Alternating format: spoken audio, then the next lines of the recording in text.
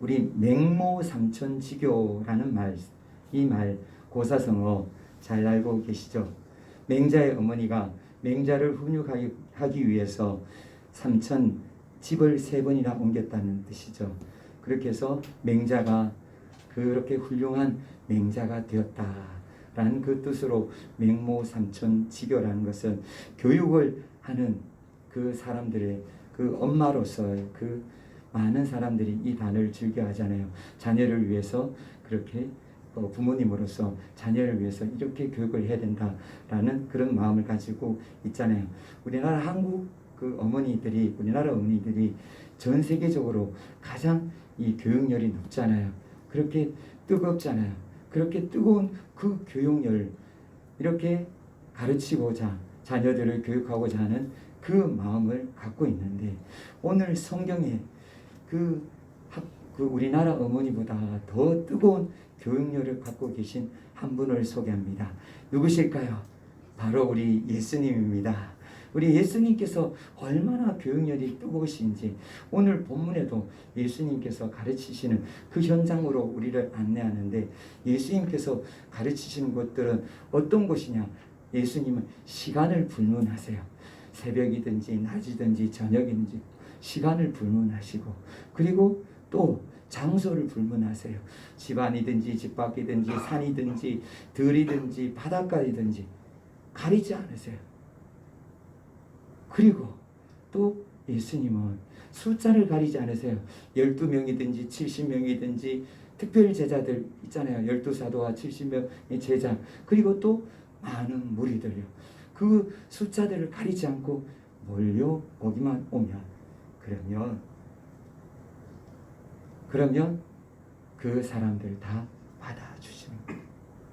다 받아주시고 그들에게 가르쳐 주셔요.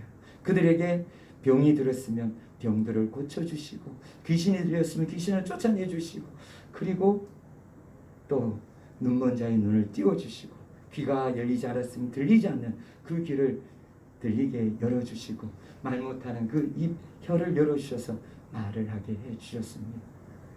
주님은 이렇게 나아오는 사람들을 외면하지 않으시고 그들을 다 받아주시고 그렇게 주님은 가르쳐 주셨습니다. 우리 그 현장 13절 말씀을 오늘 본문의 현장으로 우리 다같이 보시겠습니다. 다같이 받으시겠습니다.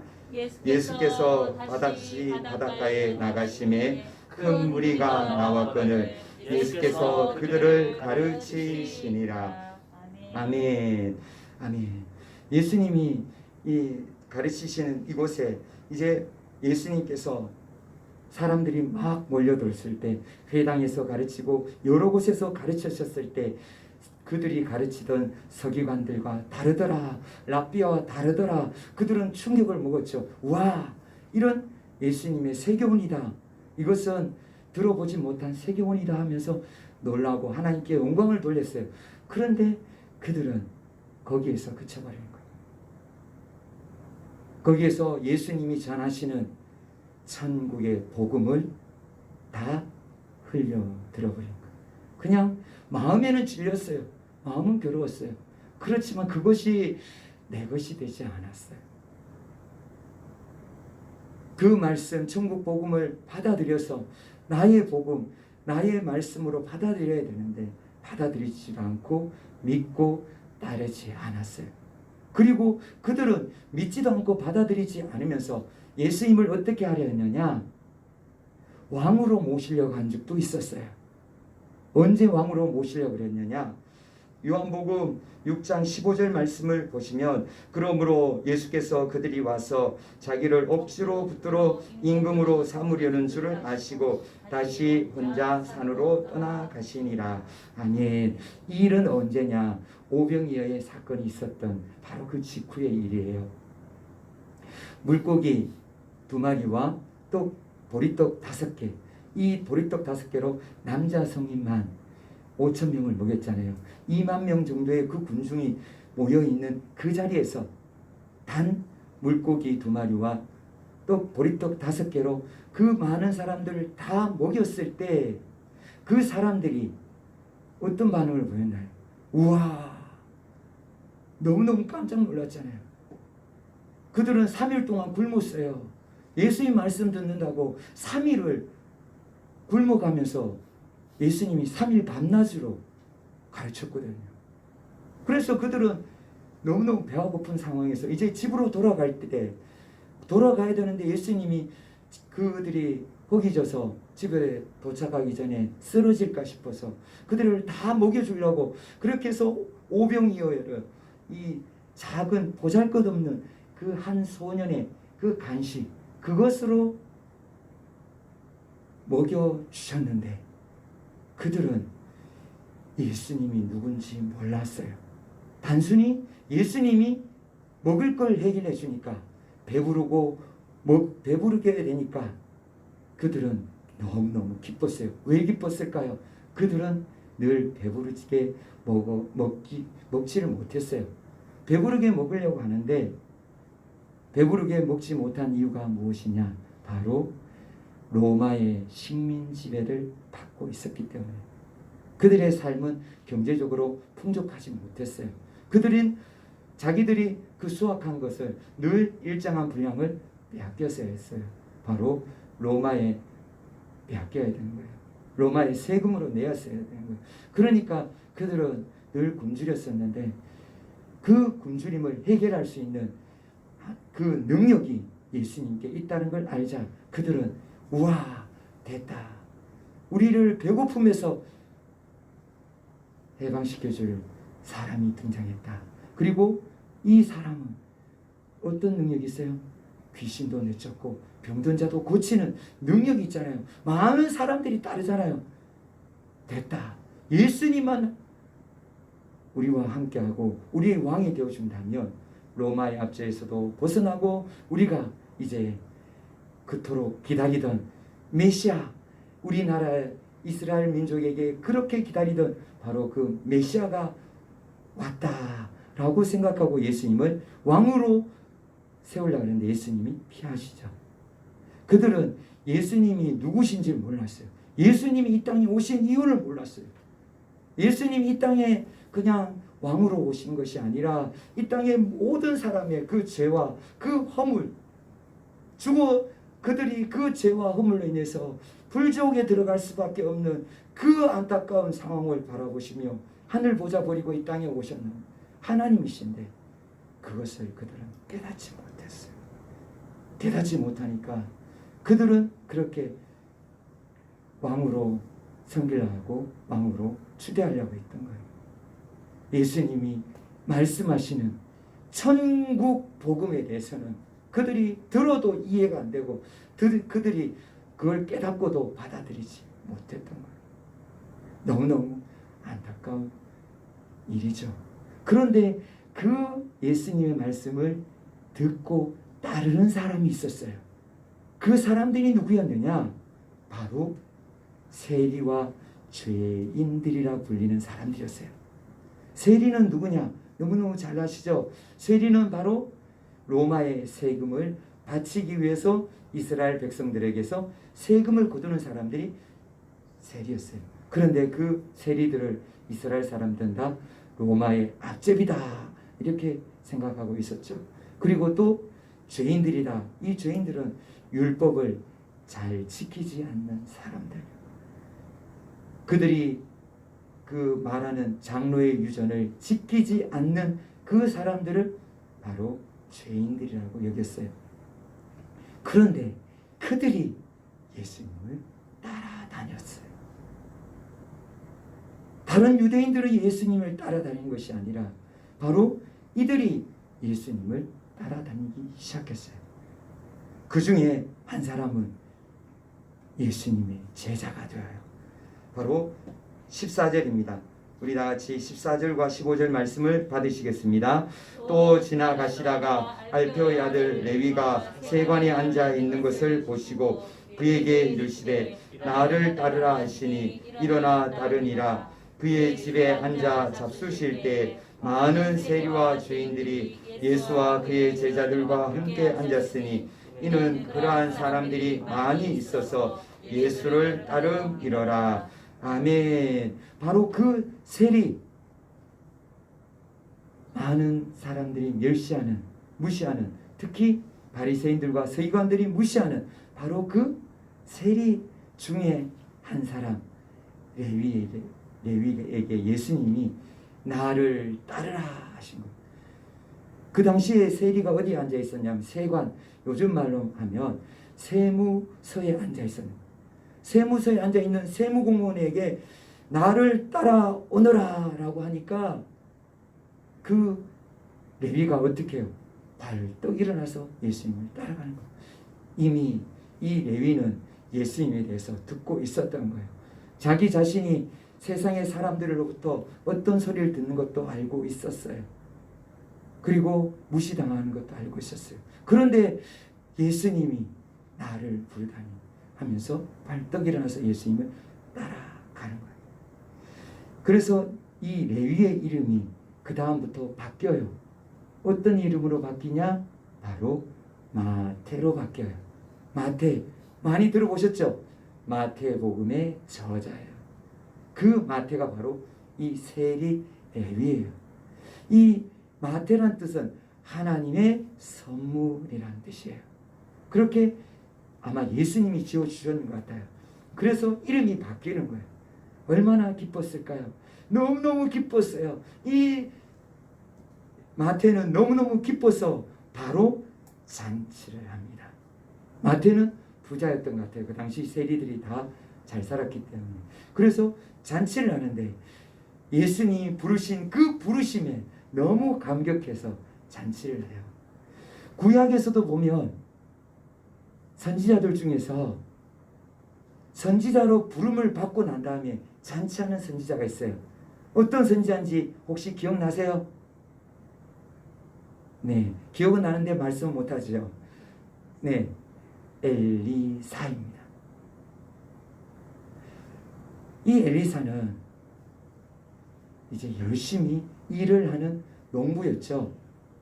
일하는, 어디에서 일하나요? 밭에서 한겨리소를 이끌고 쟁기질을 하는 밭을 일구는 그 일꾼이었어요. 그렇게 일하는 농부였어요. 역시 이 엘리사도 잘 살았어요. 그 밭에서 몇 마리가 일했느냐? 소가 24마리가 일했어요.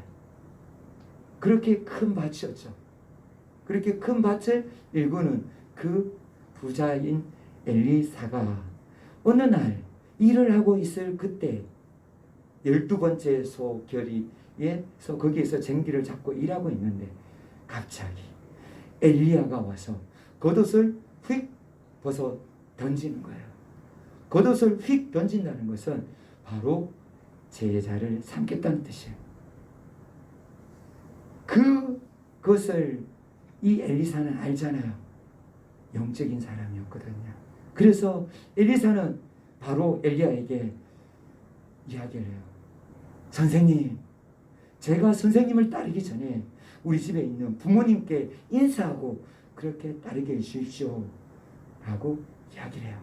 그리고 엘리야는 허락하죠. 그래서 가요. 열왕기상 19장 21절 말씀 보면 엘리사가 그를 떠나 돌아가서 한 겨리소를 가져다가 잡고 그의 소의 기구를 불살라 그 고기를 삶아 백성에게 주어 먹게 하고 일어나 엘리야를 따르며 수종 들었더라. 아멘. 이 엘리사는 엘리야의 부름을 받고 제자로 부름을 받고 이렇게 집으로 가서 무엇을 하느냐? 바로 자기가 일하던 바로 그 소인 것 같아요. 그 소 한 겨리소 2마리예요. 2마리를 잡아요. 한 쌍을 잡는 거예요.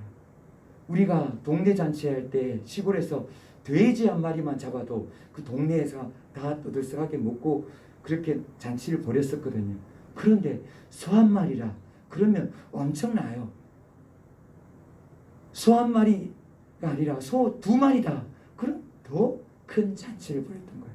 엄청나게 큰 잔치를 벌이고 동네 사람들을 불러 모아서 그렇게 잔치를 하는 거예요. 왜요? 선지자로 부름을 받았거든요. 선지자가 누군지 알았던 거예요.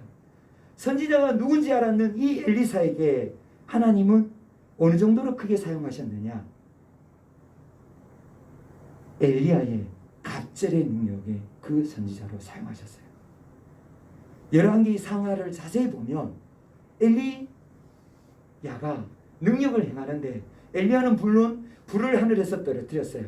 그렇게 엘리사는 떨어뜨리지는 않았어요. 그런데 그 외의 일을 보면 갑절의 능력을 행해요. 요단강도 가르고 그리고 그 죽은 자도 살리고 너무너무 놀라운 이적들이 많이 일어나요. 바로 하나님께서 크게 쓰시는 바로 그 종으로 하나님 앞에서 쓰임을 받아요. 이렇게 이 엘리사가 부름을 받았을 때 바로 잔치를 하며 그렇게 기뻐했던 것처럼 이 마태 역시 똑같이 예수님이 부르신다, 예수님이 불렀어 하면서 친구들 모으는 거예요. 친구들이 누구예요? 세리들이잖아요. 그리고 또 죄인들, 말 안 듣는 사람끼리 잘 모이잖아요. 말 잘 듣는 사람끼리도 모이지만 그래서 세리들과 죄인들이 다 모였어요. 모여서 잔치를 하고 예수님도 그 자리에서 함께 먹고 맛있게 먹고 있는 그 자리에 또 누가 등장하느냐? 16절입니다. 우리 다 같이 받으시겠습니다. 바리새인의 서기관들이 예수께서 죄인 및 세리들과 함께 잡수시는 것을 보고 그의 제자들에게 이르되 어찌하여 세리 및 죄인들과 함께 먹는가? 아멘. 바리새인들의 서기관, 말하면 랍비 중에 랍비, 이스라엘의 선생이라 선생 중에 선생, 요즘 말하면 스타 목사님, 강사 목사님, 그렇게 능력 있는 이스라엘의 권위자, 이 성경 박사, 율법의 박사, 이란 이 바리새인의 서기관들이 제자들에게 오는 거예요. 그 당시 지금 제자들은 많지 않았어요. 아직 다 부르지 않아 덜 부른 그 상황이었기 때문에 베드로와 안드레와 야고보와 요한 정도만 지금 기억이 나는데 그렇게 이 제자들이 불렸는데 그 제자들에게 가서 묻는 거예요.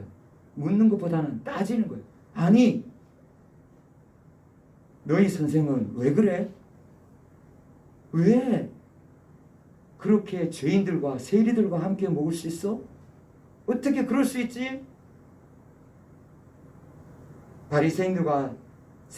바리새인들은 세리들과 서기관들과 함께 식사를 하지 않았어요. 왜냐하면 그들을 매우 경멸했기 때문에, 그들을 무시했기 때문에 그들과 함께 밥을 먹을 수 없었던 거예요. 누가복음에 보면, 누가복음 18장에 보면 예수님이 바리새인과 세리들이 기도하는 것을 말씀해 주신 것이 있어요. 그런데 거기서도 바리새인들이 어떻게 기도하느냐? 나는 이 세리와 같지 않습니다 라고 시작해요. 나는 이 세리와 같지 않아요. 자기 기도하는데 왜 세리가 이야기 나와요? 하나님 앞에 나는 하나님 11조도 잘하고 헌금도 잘하고 봉사도 잘하고 금식도 잘하고 하나님 정말 잘 섬겼잖아요. 그런데 이 바리새인 보세요. 얼마나 이렇게 못 살았어요. 이 세리는 얼마나 못 살았어요. 이렇게 바리새인들이 이야기를 하는 거예요. 그렇게 하나님 앞에 기도하는 거예요. 세리는 어떻게 기도해요? 가슴만 치어요. 하늘을 쳐다보지도 못하고. 왜요? 자기가 얼마나 죄를 지은지 아니까. 바리새인들은 그렇게 이 세리들을 무시했어요.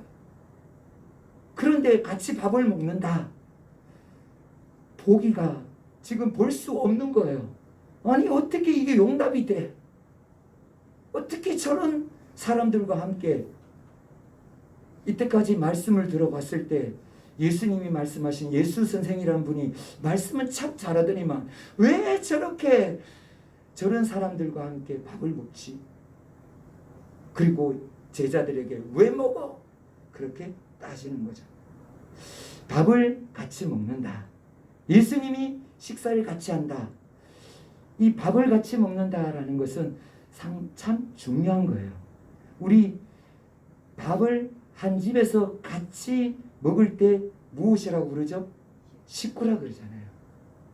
한 식구라는 것은 한 집안에서 같이 함께 밥을 먹는 사람들을 식구라 그러는 거예요.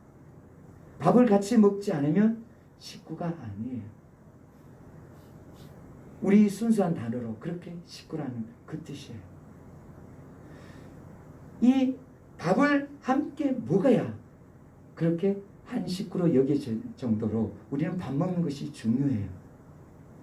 거래를 할 때, 우리 장사할 때도 우리 거래를 트기 위해서는 밥을 같이 먹든지 아니면 조금 2차로 술을 같이 한잔하든지 그렇게 할 때 거래가 잘 되거든요. 친구끼리도 어떻게 할 때요? 술로 많이 그러죠. 우리는 아니지만, 기독교인들은 아니지만 많은 세상 사람들은 술을 먹으면서 친해지고 그렇게 가까워진다고 하거든요. 밥을 같이 먹는 거 너무너무 중요해요. 이것이 식탁 교제라 하는데, 이것은 단순히 한 끼의 밥을 먹는 것만에 머무는 것이 아니에요. 이것은 식탁의 교제, 바로 인격적인 교제의 장인 거예요. 인격적으로 교제를 하는 것이 바로 밥을 같이 먹는 거예요. 바로 그 밥을 같이 먹는 인격의 그 교제의 자리에 예수님이 저 죄인들과 함께, 바리새인들은 용납할 수 없고 그리고 그들 죄인들을 인격적인 교제의 대상을 하고 여기지 않았던 것이죠. 받아주지 못했던 것이죠. 그렇게 예수님을 비난하는 그 이야기를 누가 들어요? 예수님이 들으시죠.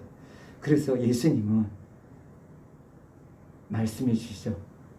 예수님의 식탁 자리에 앉아야 할 사람과 함께 앉지 못할 사람이 누구인지 분명히 예수님이 말씀해 주시죠. 17절 말씀 우리 다 같이 받으시겠습니다. 예수께서 들으시고 그에게 이르시되 건강한 자에게는 의사가 쓸데없고 병든 자에게라야 쓸데있느니라.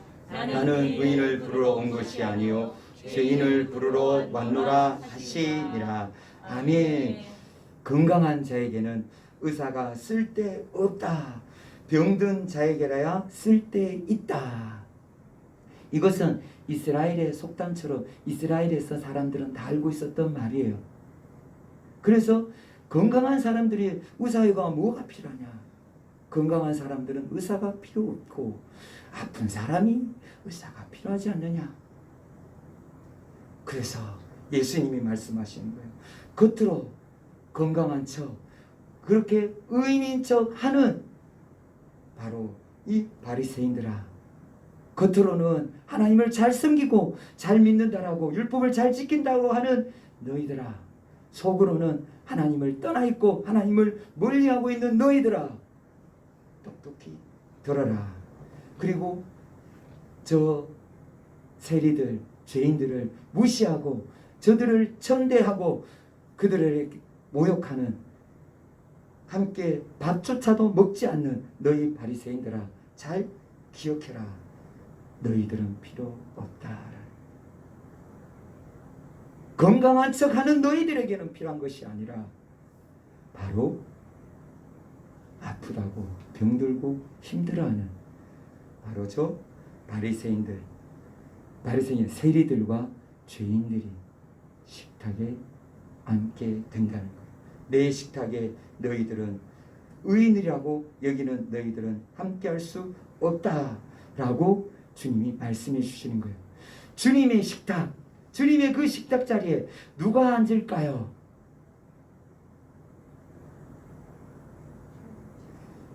마태복음에 26장 26절에서 28절의 말씀에 보시면 예수님의 식탁 자리에 누가 앉는지 분명히 알게 돼요.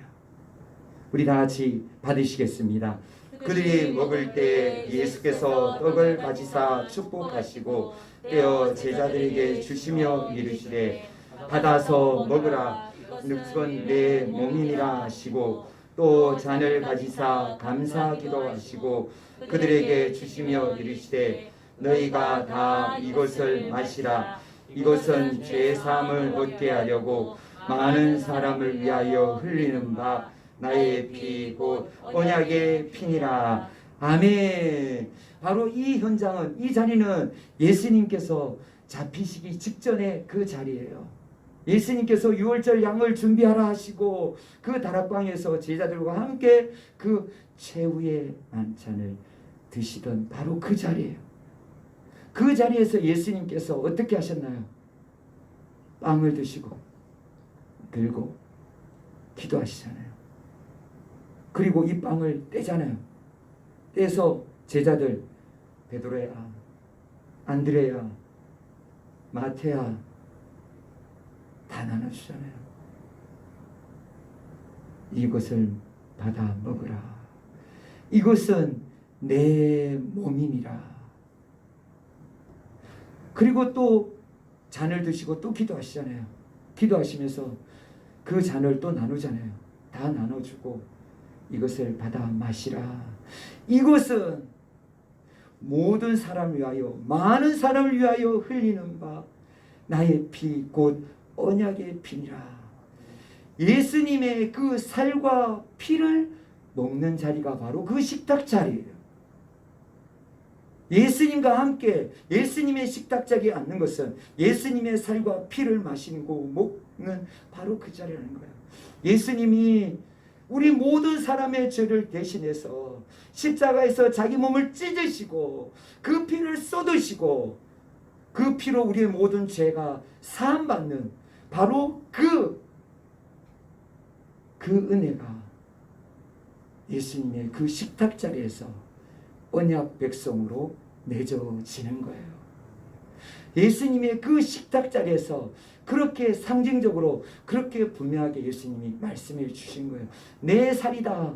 너희들이 이제 곧 내가 죽으면 그 피로 살아나는 거예요. 예수님의 그 피로 우리 모든 사람의 죄가 사함받는 줄 믿습니다. 예수님의 그 보혈로 우리의 죄와 우리의 허물이 깨끗하게 용서받은 줄 믿습니다. 예수님은 그 피를 위해서 그 보혈을 흘려주시려고 우리의 모든 죄를 짐지고 십자가에서 죽어주셨습니다. 그리고 죽으시고 예수님은 3일 만에 다시 부활하셨습니다. 그래서 우리에게 하나님이 살아계신 거 분명히 보여주셨어요. 그리고 예수님께서 십자가에서 달려 죽으신 그 십자가의 그 보혈, 그 예수님의 몸, 예수님의 피가 바로 우리와 언약을 맺는 그것인 것을 분명히 확증해 주셨어요. 예수님은 예수님의 그 식탁 자리에서 예수님의 몸과 피를 나누어 주셨습니다. 그 피로 우리는 예수님과 언약 백성이 되어서 예수님의 백성이 되고 하나님의 자녀가 되고 천국 백성이 되었습니다.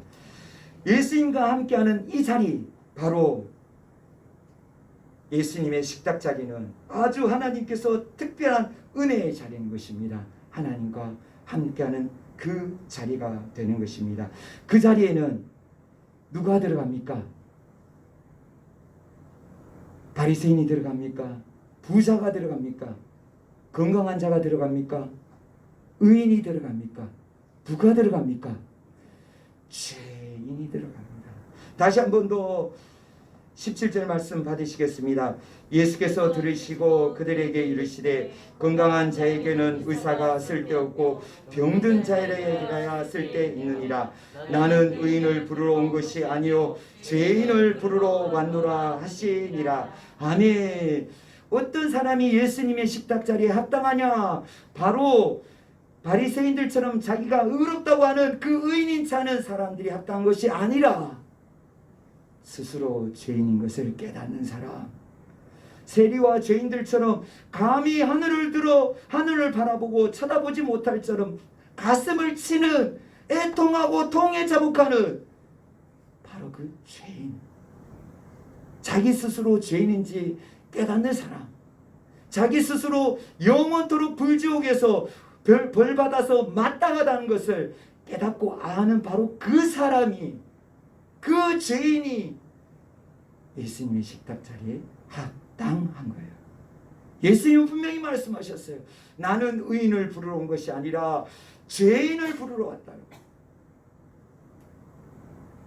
이 말씀을 준비하는데 한 성도님이 저한테 물었어요. 바리새인은 이렇게 당당하게 제자들에게 어떻게 세리들과 예수님이 죄인들과 함께 밥을 먹을 수 있죠?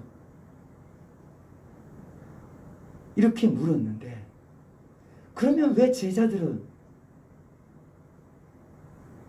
똑같이 질문을 하지 않았을까요? 왜 예수님, 왜 자꾸 바리새인 세리를 만나고 왜 자꾸 죄인들을 만났죠?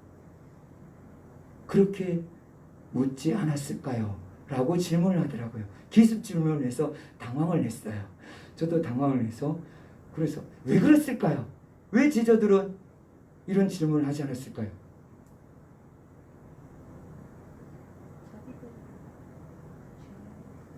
그렇죠. 베드로가 예수님이 세 번째 부르셨을 때 어떻게 했나요? 주여, 저는 죄인이었습니다. 나를 떠나소서. 내가 정말 감당하지 못할 죄인입니다. 내가 그렇게 죄인인데 세리가 죄인이라고 뭐라 그러겠어요? 자신들이 그렇게 큰 죄인인 것을 그렇게 알았기 때문에, 그렇게 세리들과 죄인들과 함께 할 수 있었던 거예요.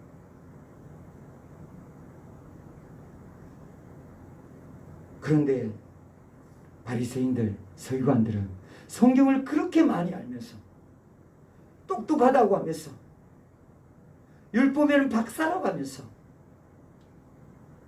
그걸 몰랐다는 거예요. 모르기만 몰랐나요? 자기가 아는 지식으로 다른 사람은 어떻겠어요? 정죄하기만 바빴잖아요. 너는 이것도 못하고 저것도 못하고 저것도 안 지키고, 그렇게 정죄만 했잖아요. 모욕만 줬잖아요. 같이 밥도 안 먹어줬잖아요. 무시했잖아요. 멸시하고 경멸하고 천대하고 하대하고.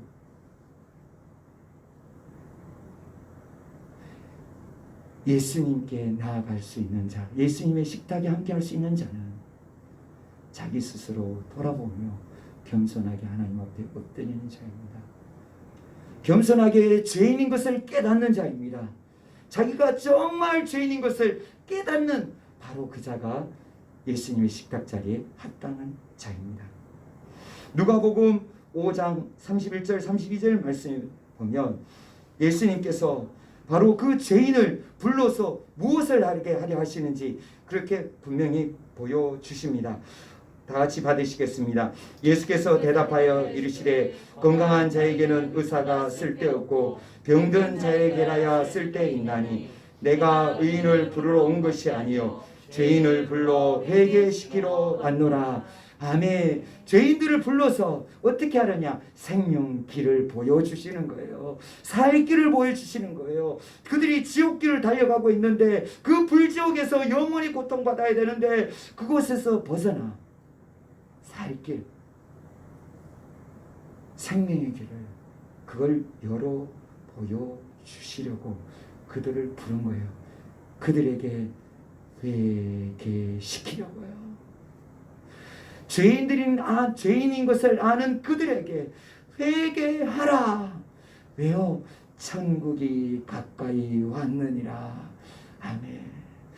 회개해야 됩니다. 회개하지 않고 천국을 우리가 믿을 수 있다고요? 못 믿어요. 받아들일 수 없어요. 우리가 회개하지 않고 우리가 그냥 천국을 누린다고요? 누릴 수 없어요. 주님은 분명히 말씀하셨어요. 우리가 죄인인 것을 알고 회개하라고요.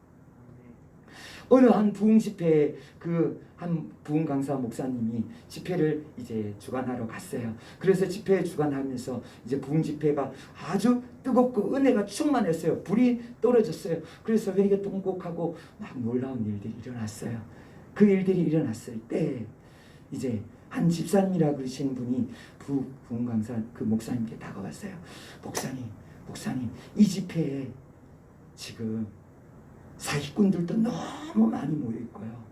도둑놈들도 너무 많이 모여 있고요. 악한 사람들이 얼마나 많은지 몰라요. 목사님 조심하세요. 그때 목사님 뭐라 그랬어요? 제가 사기꾼인데요. 제가 죄인입니다.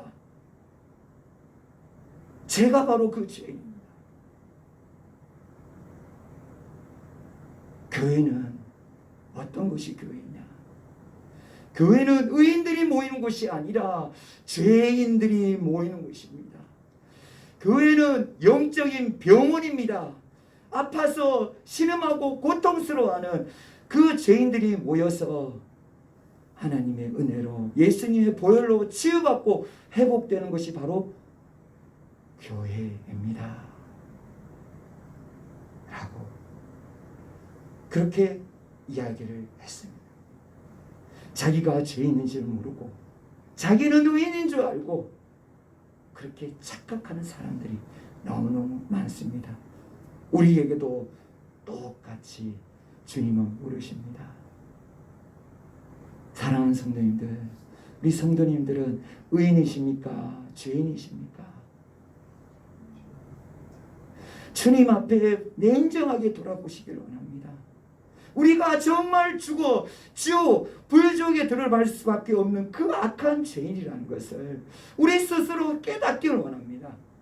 바리새인처럼 나는 잘 지키고 나는 잘나고 나는 의인이고 너는 이것도 못하고 저것도 못하고 정죄하는 그런 바리새인 아닙니까? 우리 모두 다 돌아봐야 됩니다. 주님의 식탁 자리에 누가 앉습니까? 주님은 모든 사람들이 다 앉기를 원해요. 주님은 모든 사람을 다 불렀어요. 귀 있는 자는 들으라. 주님은 분명히 말씀하시며 다 초청을 했어요. 다 두드려요. 다 초청장을 내밀며 제발 나와 함께 먹자. 영원한 천국에서 그 식탁에서 나와 함께 하자. 나와 함께 먹고 마시자. 라고 주님은 부르세요. 그런데 우리의 모습이 어떠냐는 거예요. 거기에 합당하냐는 거예요. 의인을 부르러 온 것이 아닙니다. 죄인을 부르러 오셨어요. 회개해야 돼요. 우리가 주님 앞에서 회개하고 주님의 그 십자가를 바라볼 때마다 눈물로 통의 자복을 해야 돼요. 내 죄를 위해서 죽어주신 그 십자가를 바라볼 때 우리의 가슴이 뛰어야 돼요. 아파야 돼요. 그런데 무덤덤하고 십자가를 바라봐도 교회를 바라봐도 아무런 감동이 없고 마음이 딱딱하고 굳어져 있다면 우리는 과연 누구를 닮아가고 있습니까? 우리는 의인인 체 하고 있는 바리새인이 아닙니까?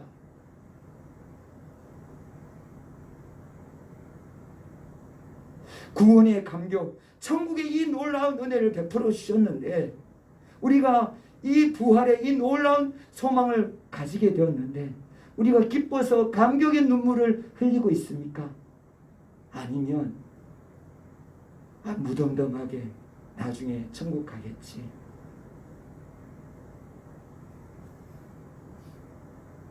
맹숭맹숭이라는 단어처럼 우리 가슴이 그렇게 식어져 있지 않나요?